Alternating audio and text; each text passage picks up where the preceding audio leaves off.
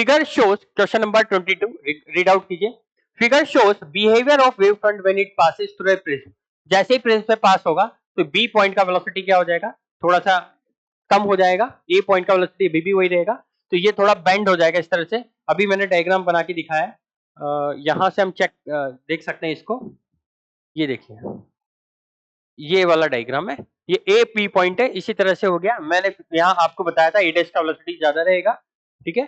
और अपन को यही कॉन्सेप्ट कहाँ यूज करना है, यही कॉन्सेप्ट अपना यहाँ यूज हो रहा है इस क्वेश्चन में। तो चेक करते हैं क्या बोल रहा है। Incident wave front, reflected wave front कैसा है, ये भी है स्लैंटिंग प्लेन वेव फ्रंट, ठीक है।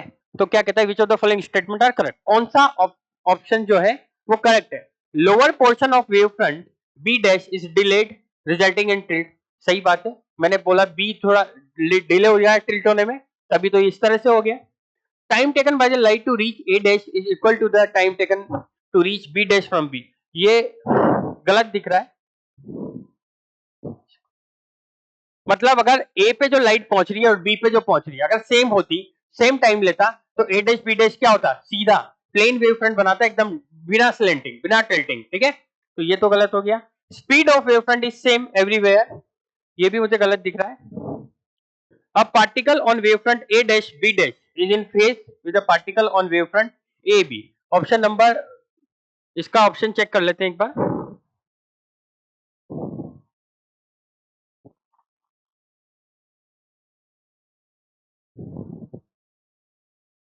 यहाँ पे एक बार फिर देखते हैं इसको।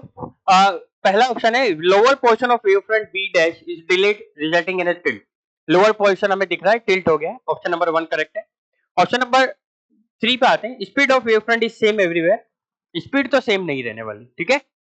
क्यों, क्योंकि यहाँ की स्पीड और यहाँ की स्पीड, इसकी स्पीड ज्यादा रहेगी, इसकी स्पीड कम रहेगी, ठीक है। अब particle on wave front A dash B dash is in phase with a particle on wave front A B. अगर कोई पार्टिकल यहाँ पर ए डैश बी डैश में इस जगह, और दूसरा पार्टिकल है वेव फ्रंट ए बी पे, तो दोनों में कुछ फेज डिफरेंस दिख रहा है मुझे, एंगल का कुछ डिफरेंस है, तो ये भी आंसर नहीं होगा। बात करते हैं सेकंड की।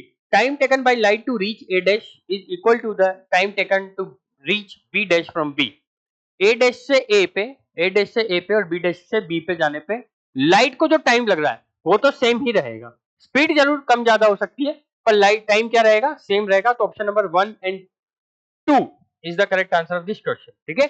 यहाँ पे थोड़ा देख लीजिएगा, टाइम की बात कर रहा है ना, स्पीड की बात नहीं कर रहा, टाइम की बात कर रहा है कि टाइम क्या होगा, ठीक है।